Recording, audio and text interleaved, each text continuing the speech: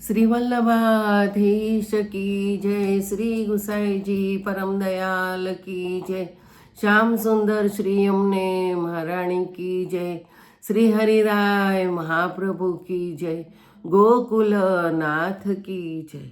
આપણે 84 વૈષ્ણવની વાર્તાનું રસપાન કરીએ છીએ. તેમાં આપણે વાર્તા 15મી ક્ષત્રાણી મહાવનના એ વાર્તા ચાલુ છે. તેમાં આગળ જીયાદાસ સુરી ક્ષત્રિ પણ આગ્રામાં રહેતા.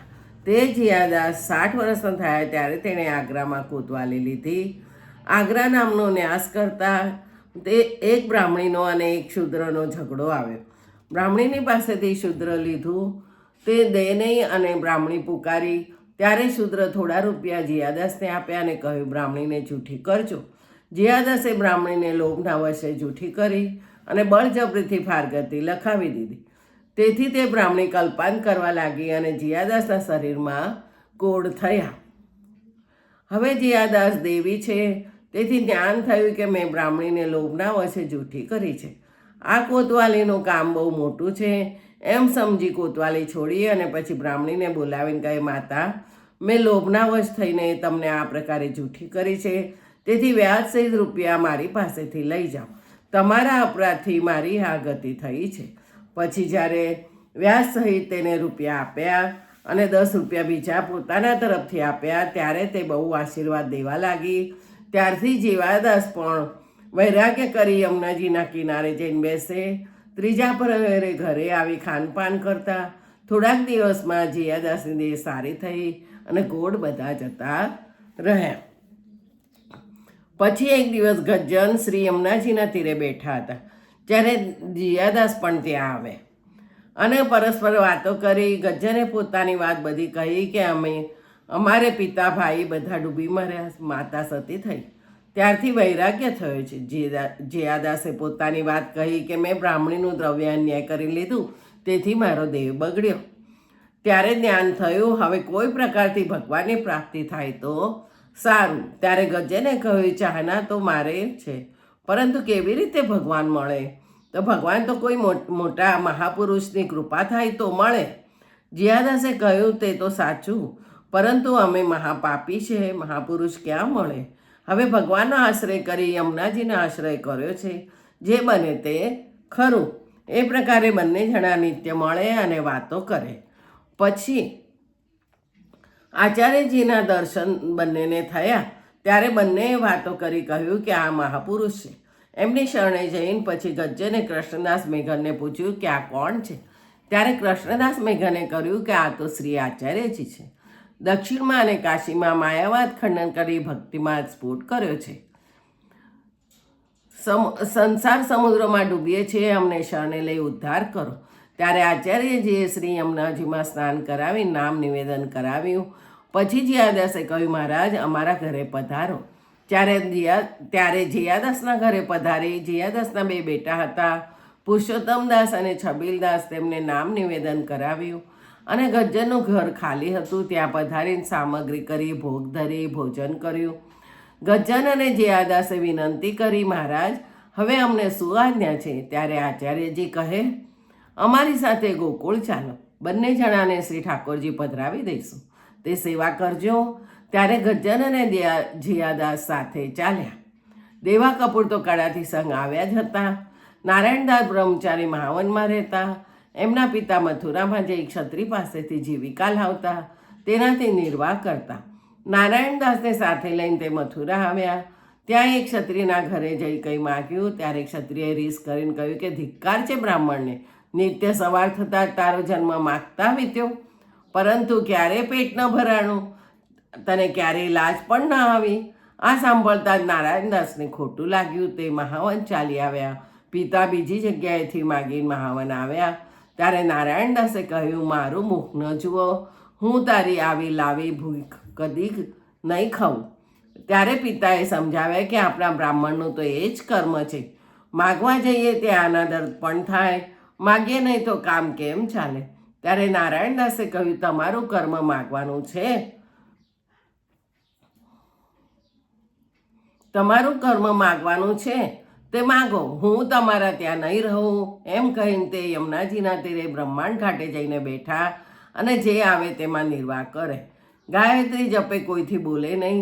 એમ કરતાં કર્યું, પરંતુ દ્રવ્ય ન મળ્યું. પછી એકાદશ ખંડમાં અષ્ટસિદ્ધિનું વર્ણન છે. તેના પણ સાધન ઘણા કર્યા, પણ સાધન કોઈ સિદ્ધ ન થયું. તેથી હાર માની અને 40 વર્ષના થયા ત્યારે વૈરાગ્ય આવ્યો. દ્રવ્યની પાછળ આટલા વૃથા ખોયા. મથુરા જઈ ભગવાનને માટે તપ કર્યું. જ્યાં ધ્રુવજીએ તપ કર્યું છે ત્યાં આવીને આખો દિવસ ગાયત્રી જપે, રાત્રિએ પાસે દૂધ લે. એ પ્રકારે 6 દિવસ વીત્યા. એટલામાં શ્રી આચાર્યજી આગ્રાથી મથુરા પધાર્યા. ધ્રુવ ઘાટની ઉપર મધ્યાહ્નની સંધ્યા કરતા હતા ત્યારે નારાયણદાસની તરફ શ્રી આચાર્યજીએ જોયું. ત્યારે નારાયણદાસના મનમાં એ આવ્યું કે એમના સેવક થઈએ તો ઠાકોરજી કૃપા કરે. એટલે આચાર્યજીએ દંડવત કરી વિનંતી કરી, મહારાજ મને કૃપા કરી આપણા સેવક કરો. ત્યારે શ્રી આચાર્યજી કહે, તમે બ્રહ્મચારી છો. પહેલાં તો દ્રવ્યને માટે બહુ ઉપાય કર્યો, તે સિદ્ધ ન થયો. હવે તું ઠાકોરજીને માટે તપ કરે છે તો પછી સેવક થવાનું કેમ કહે છે? ત્યારે નારાયણદાસે કહ્યું, મહારાજ આપ પૂર્ણ પુરુષોત્તમ છો. મારા જન્મથી સઘળી વાત કહી દીધી. આપની કૃપા વિના શ્રી ઠાકોરજી દુર્લભ છે. હું બહુ ભટક્યો છું. મારા ઉપર કૃપા કરી ત્યારે મારું મન સેવક થવાનું થયું. તેવી જ કૃપા કરીને હવે શરણે લો. શ્રી આચાર્યજીએ નારાયણદાસને નામ નિવેદન કરાવ્યું. ત્યારે નારાયણદાસે વિનંતી કરી, મહારાજ હવે અમારું શું કર્તવ્ય છે? ત્યારે આચાર્યજી કહે, અમારી સાથે માવન ચાલો, તમારા માથે ઠાકોરજી પધરાવી દઈશું, તેમની તમે સેવા કરજો. ત્યારે નારાયણદાસે કહ્યું, મારું ઘર મહાવનમાં છે, ત્યાં આપ પધારો અને મારી ભત્રીજી છે તેને સેવક કરો. અને આચાર્યજી સાંજના શ્રી ગોકુળ પધાર્યા. રાત્રિએ રહ્યા. પ્રાતઃકાળ નારાયણદાસના ઘરે મહાવન પધારીને નારાયણદાસની ભત્રીજીને નામ નિવેદન કર્યું. એટલામાં મહાવનમાં એક ક્ષત્રાણીને 4 સ્વરૂપે કહ્યું, આચાર્યજી નારાયણદાસના ઘરે પધારે છે, ત્યાં અમને લઈ ચાલો. ક્ષત્રાણીને યમુનાજીમાંથી 4 સ્વરૂપ મળ્યા હતા ને, તે સ્વરૂપે કહ્યું કે આચાર્યજી નારાયણદાસના ત્યાં પધાર્યા છે તો ત્યાં મને લઈ જાઓ. પછી શ્રી આચાર્યજી મહાપ્રભુજી પૃથ્વી પરિક્રમા કરતા મહાવન પધાર્યા. ત્યારે તે ક્ષત્રાણીએ બ્રહ્માંડ ઘાટ ઉપર યમુનાજીમાંથી 4 સ્વરૂપ પ્રાપ્ત થયા હતા. તે 4 સ્વરૂપો લાવીને આચાર્યજીની પાસે રાખ્યા. આચાર્યજીએ 4 સ્વરૂપો 4 વૈષ્ણવના માથે પધરાવ્યા. શ્રી નવનીત પ્રિયાજી ગજ્જન ધાવનના માથે પધરાવ્યા. શ્રી ગોકુલચંદ્રમાજી નારાયણદાસના માથે પધરાવ્યા. લાડલેજી જયાદાસુરીના માથે પધરાવ્યા. લલિત ત્રિભંગીજી દેવા કપૂરને માથે પધરાવ્યા. અને 4 વૈષ્ણવોને શ્રી આચાર્યજીએ કહ્યું, જે આ મારું સર્વસ્વ છે તે તમારા માથે પધરાવ્યા છે, તો સેવા પ્રીતિથી સુંદર રીતિથી કરજો.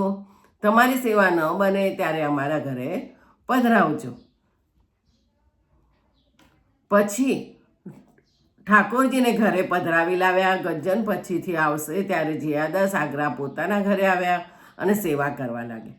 આ બધા પ્રકાર એમની વાર્તામાં આગળ આવી ગયા છે. તેવી જ રીતે નારાયણદાસે જે રીતે સેવા કરી તે પ્રકાર નારાયણદાસની વાર્તામાં પણ આવ્યો હતો. શ્રી આચાર્યજીએ ગજ્જનને અને નવનીત પ્રિયાજીને સાથે લઈને ગોકુળ પધારે. દામોદરદાસ, હરસાની, કૃષ્ણદાસ વગેરે પણ હતા. શ્રી ગોકુળ આવ્યા. પ્રાતઃકાળ જન્માષ્ટમી હતી, તેથી ગોકુળમાં ઉત્સવ કર્યો. દહીંનું વાસણ મટકી દહીંથી દધિકાદવ કર્યો. એક ઉપરણામાં નવનીત પ્રિયાજીને ઝુલાવ્યા. એક તરફ દામોદરદાસ હરસાની ને એક તરફ કૃષ્ણદાસ મેઘાને પકડ્યા અને ગજ્જન ધાવાને નૃત્ય કર્યું. આચાર્યજી પાલને ઝુલાવ્યા. સાક્ષાત નંદરાય, યશોદાજી, વ્રત ભક્તો, ગોપ ગોપી બધી નંદાલયની લીલાને પ્રગટ કરી. તેનો અનુભવ સેવકોને કરાવ્યો. અને પછી ગજ્જનને નવનીત પ્રિયાજી પધરાવી આગ્રા વિદાય કર્યા. અને ગજ્જને આગ્રા આવી જે પ્રકારે સેવા કરી તે પ્રકારે ગજ્જનની વાર્તામાં પણ આવ્યું છે. આચાર્યજી પૃથ્વી પરિક્રમા કરવા પધાર્યા. અને તે ક્ષત્રાણી શ્રી આચાર્યજી એવી કૃપાપાત્ર હતી, તેને આચાર્યજીની સેવા ઉપર દ્રઢ ભાવ હતો.